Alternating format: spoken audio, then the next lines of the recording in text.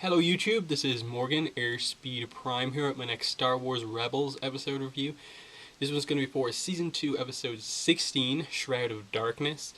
And this was a pretty good episode. I don't think it was like perfect by any means, but I really liked it because it was clearly set up for the finale, the two-part finale that we know is coming. This was the episode to set it up so that they're not just dealing with all this stuff right at the end. And in that sense, it left a lot of stuff kind of like confusing, like with kind of all three of the characters that were got some focus here. We were left off with a bit of a mystery, but it was an exciting, it was an action-packed episode because it wasn't just about the rebels finding some kind of random thing that we don't obviously know the importance to. This was addressing key character stuff. Ahsoka talking about Anakin, um, getting the first hint of a connection to Vader, um, Ezra and the potential of him falling to the dark side was addressed with Kanan and Ezra in his conversation with Yoda, and then Kanan, obviously having defeated the Grand Inquisitor last time out, with a big reveal about the Grand Inquisitor this time, and him becoming a fully fledged Jedi Knight now. So it was cool in that sense, but there were also some kind of stuff that they just kind of left in midair, and I'm just kind of like, okay, that was a bit confusing, but let's go on. But let's get into some specifics now. I liked the kind of hot opening to the episode, straight in the middle of a lightsaber fight. You see the teamwork between Kanan and Ezra. You see how powerful kind of Ezra is becoming, in that the last time we saw them really fight the two Inquisitors, they were really on the defensive. And they still were here to some extent, but it wasn't to the point where like you felt they were being like 100% outclassed. They definitely don't come across as strong initially right now as the two Inquisitors, but their teamwork gave them an edge. They weren't just going down straight away. And then Ezra, using some of his new techniques and like connecting with the animals, giving them an escape route out of things, was really well done.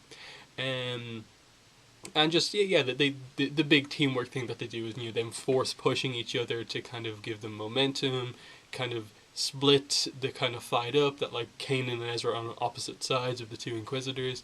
There was some pretty nice choreography as they went on, and then they established that they've basically been able to track the Jedi anywhere, and in that sense, like they don't explain at all how the Inquisitors are able to track them, but you know, I suppose that's actually a little bit of a negative about the episode, in that they went to the temple to discover why, how, and how to stop them from being tracked by the Inquisitors, but they don't accomplish that at all.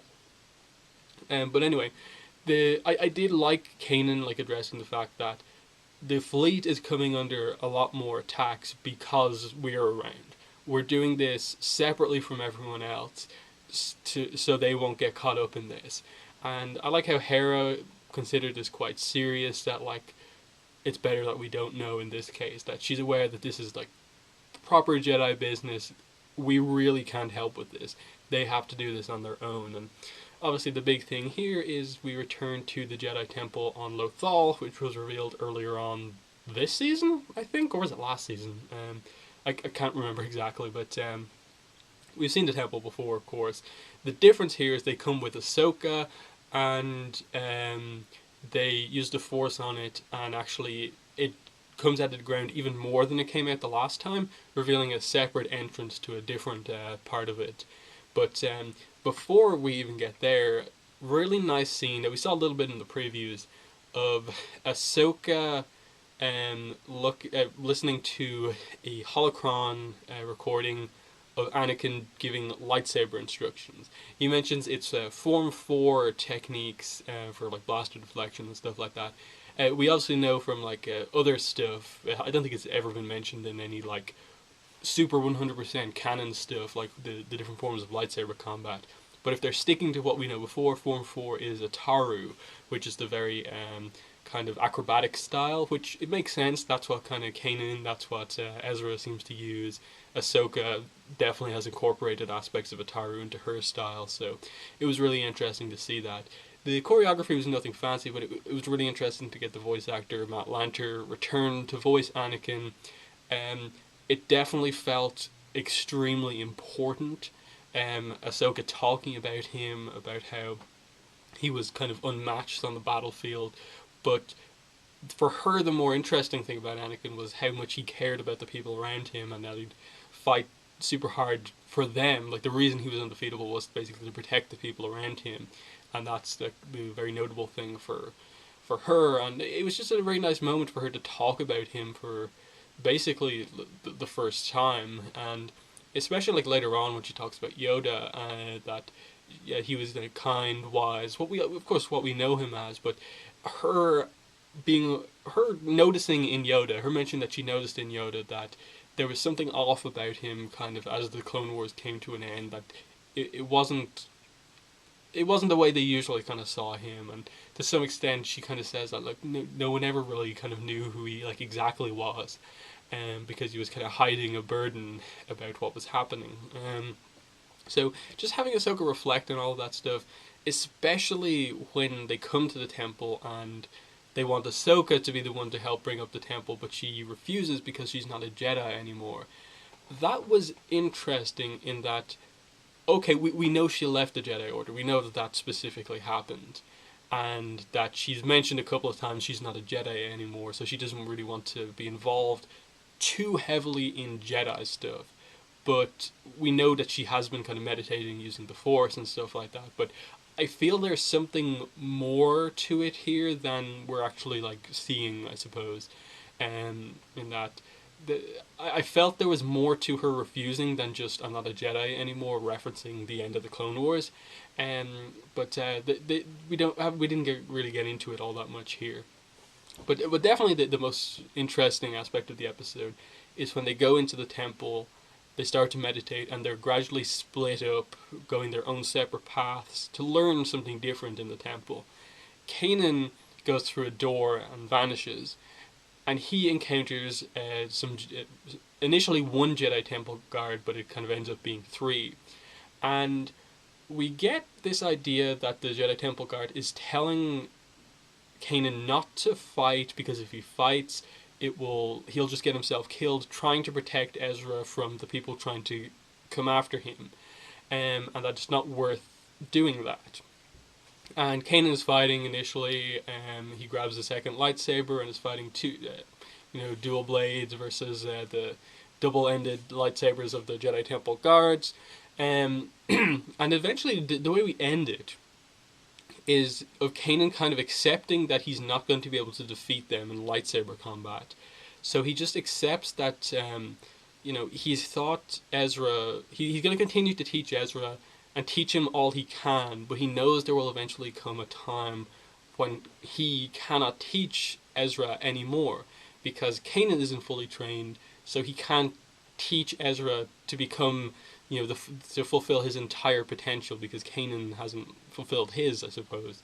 And him just accepting that reveals that the main Jedi Temple guard here is in fact the Grand Inquisitor, kind of explaining the origins of him. Now, Dave Filoni in his hints about the Grand Inquisitor was very kind of tricky, I suppose, about this, in that like we'd never really seen him specifically before in a previous episode. Like he said, we had seen the Jedi Temple guards before, and I think people had the theory that the Inquisitor was one of these Jedi Temple guards, but that character specifically, and us knowing 100% for sure that the Grand Inquisitor, that character, is one of these guards, that's something we could have never figured out until the reveal actually happened. So it's a little bit kind of like, I get you wanted to hint at something, but like at that stage, like, come on, it's just really kind of weird way to try and get people like excited about that. But still, cool reveal, finding out that he was a Jedi, and of course then became the Grand Inquisitor.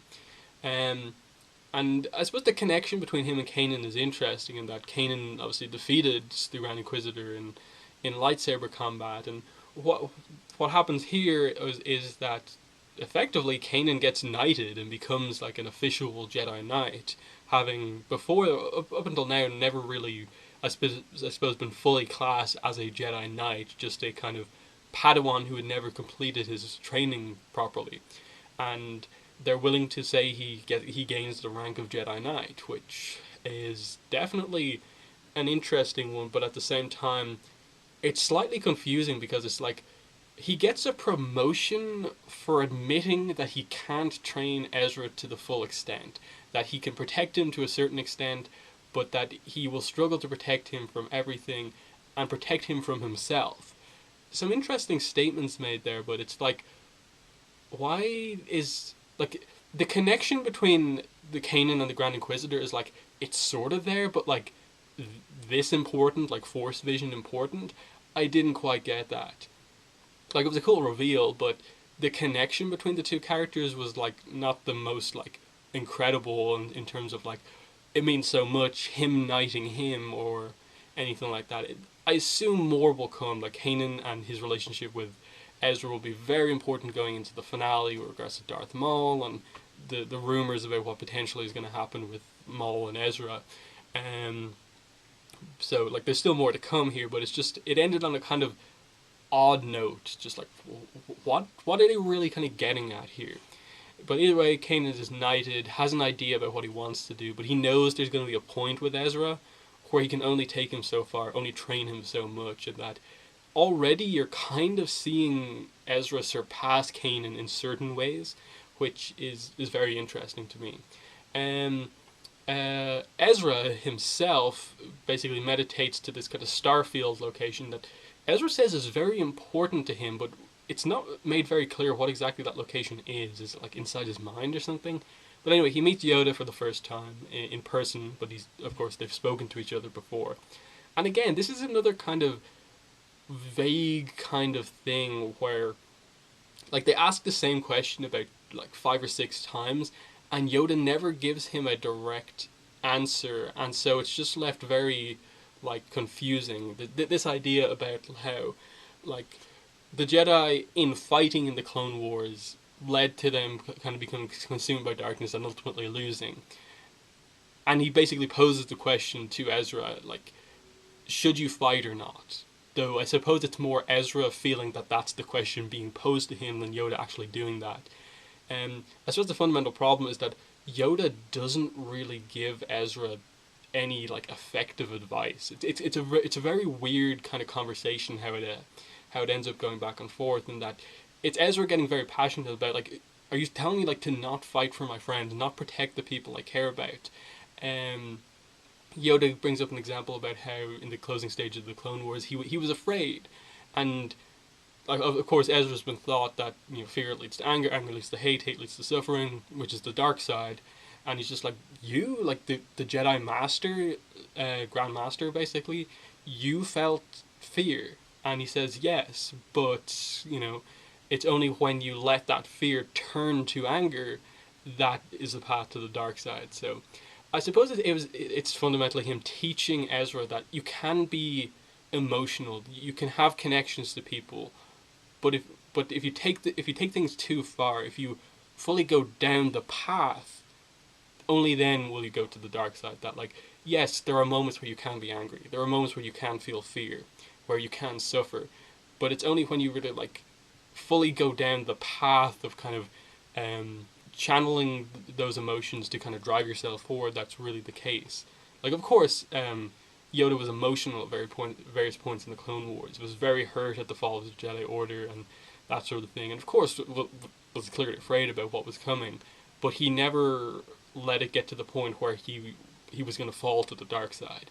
And I suppose that's the fundamental thing I take out of it, we kind of also leave in just not knowing that like, okay, Yoda's not giving him the answer, but is telling him that he can, I assume, find the answer on Malachor. Now, okay, this is the planet they're going to in relation to the whole Sith planet thing from the kind of finale that we're never going to. So this is the place we're going. We know Kylo Ren's lightsaber is references coming from a design in and around the time of the siege of Malachor. So this is kind of why it makes sense that the whole like crossguard lightsaber being a thing. So this is probably where they're going to make that connection and stuff like that. They don't seem to like Ahsoka and Kanan both react to Ezra saying the name, but I suppose currently we're not exactly sure how we're meant to feel exactly about this. Like for me, having some familiarity with a lot of the expanded universe, know that this is effectively one of the Sith kind of worlds that is primarily associated with the Sith. There's an element of darkness to it, so the idea like Yoda is sending Ezra to this planet to discover if he should fight for his friends or not. Is kind of what they're kind of trying to get at here. I suppose this is kind of Yoda testing Ezra. You're becoming more powerful now, but that's also a problem for you. That's kind of Vader, I suppose, says at the end. The Inquisitors say the Jedi are becoming more powerful, and Vader says something along the lines of, and that will be their downfall. So he clearly believes that will lead to the Jedi being defeated. I suppose falling to the dark side is what they're trying to get at.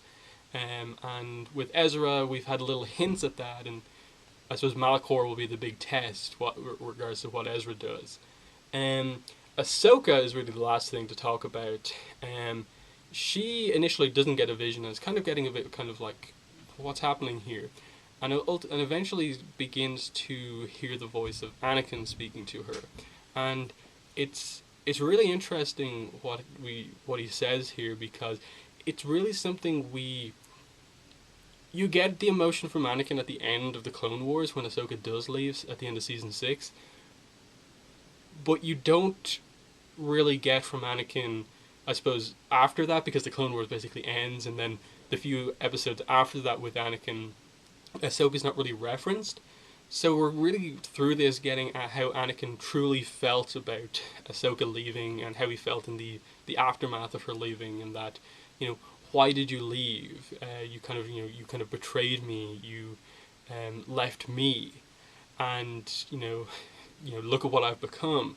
It's the first time she's beginning to make that connection, or at least being told that connection by the Force, that Anakin is Vader, and it upsets her. And I suppose what they're trying to get at here is that she almost feels like her leaving, and specifically leaving Anakin and choosing not to stay with him, is kind of what has somewhat led him down this path.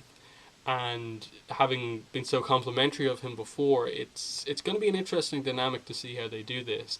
Now, we clearly skip past the scene where Ahsoka decides something or hears something else from someone else, because she mentions something along the lines of like, oh, that's it, or like, oh, I know what I have to do. So she has some sort of a plan with regards to what she just heard, I assume. And then we do get on the way out. Yoda, she can see the vision of Yoda too, and Yoda just waves, clearly. The idea is, what they're trying to get at here is that Yoda is in no way upset with her for leaving the Jedi Order. He is, I suppose, somewhat happy that she's found her own way, and I suppose left the Jedi Order before she was kind of, I suppose, corrupted or fell to the dark side or whatever. So that's an interesting one. I assume maybe what they're trying to get at is that Yoda perhaps said something to Ahsoka, and the wave was meant to make us believe that there was something more to that than we saw. So they all go through something, but as I said, there's a mystery with all of it. With Kanan, like, it's this weird connection they're trying to make between him and the Inquisitor. Then, okay, he's a Jedi Knight now, but he's admitted he can't train Ezra to the full extent. What does that really mean going forward? And with Ezra, the whole idea of like, Yoda just posed a very kind of confusing question to him, and like his answer is on like a Sith homeworld type thing, Malachor, a dark planet. What exactly is Ezra going to learn going forward? And with Ahsoka, they specifically say something happened to her that we didn't quite see about. So some mysteries, but overall like really interesting stuff. Like the fact that I remember kind of the general conversation so clearly is because the episode made them feel important for the characters, and that was really big. If I had one negative, I suppose it would be that I really didn't get what they were going for at the very end, with the Inquisitors going into the temple and being confronted by the Grand Inquisitor and the other two Jedi Temple guards, and then them kind of multiplying and surrounding them. was there meant to be like that? There was an actual duel that happened here, or what? Like we've heard in the past about like Sith kind of homeworld having like traps where like ancient Sith lords, like their presences are there and they can affect things. But what is actually happening here? I think that was kind of quite vague, and it links, I suppose, a little bit into Kanan, and that like, okay, he just vanished out of nowhere and went somewhere else, and in his mind he had a lightsaber fight and actually lost it.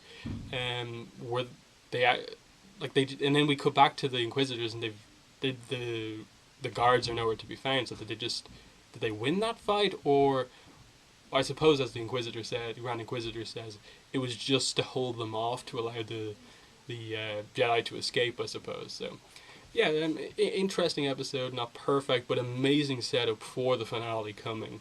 The only worry now, I suppose, is that the next two episodes before the finale look to be kind of chopper focused episodes, and I don't know how interesting that's going to be. But again, I don't really know much about the next two episodes. All I know is that I'm super excited for the Twilight of the Apprentice, I think it's called, two-part finale, and this set it up very well. So in the comments, let me know what your thoughts were on the episode, and also my review. But other than that, thanks for watching, and bye.